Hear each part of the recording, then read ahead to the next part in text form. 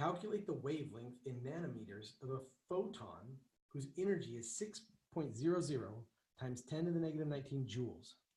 Okay, how are we going to do this? Well, we have this formula that the wavelength, because that's what we're trying to find here, the wavelength, is equal to Planck's constant times the speed of light divided by the energy.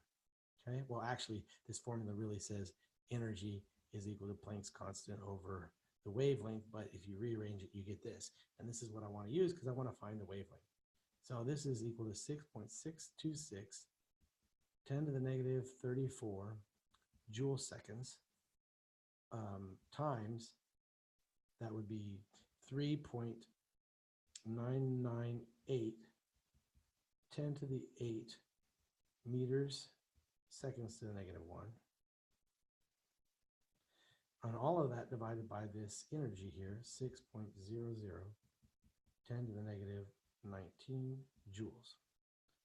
All right, so joules cancel, seconds and seconds to the negative 1 cancel, and we'll be left with something in meters.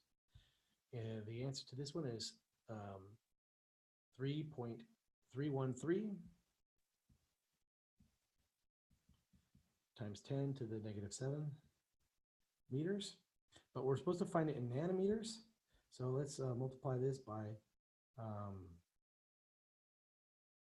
10 to the 9 nanometers per meter.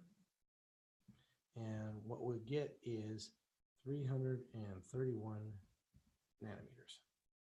Okay. So that's the wavelength for this photon. The next question asks, would the photon in A have enough energy to ionize a hydrogen atom in its ground state? What does that mean? That means that if the electron is in its ground state, N equals 1 for hydrogen, right?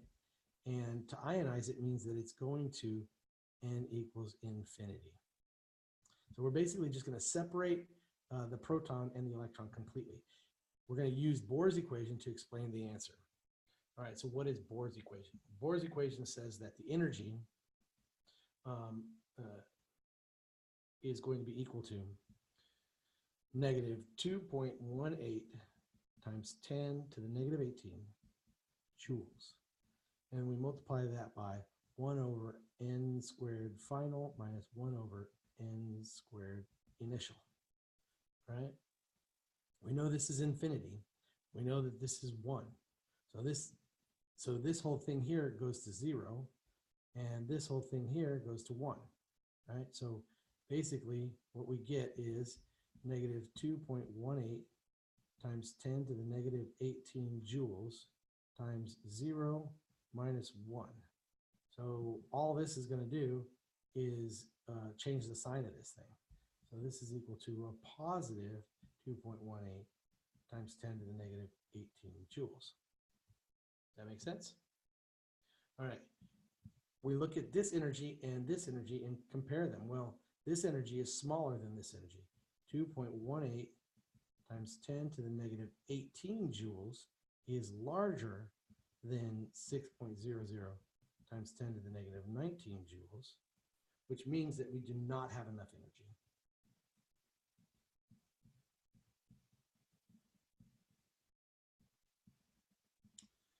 So this photon cannot ionize a hydrogen atom.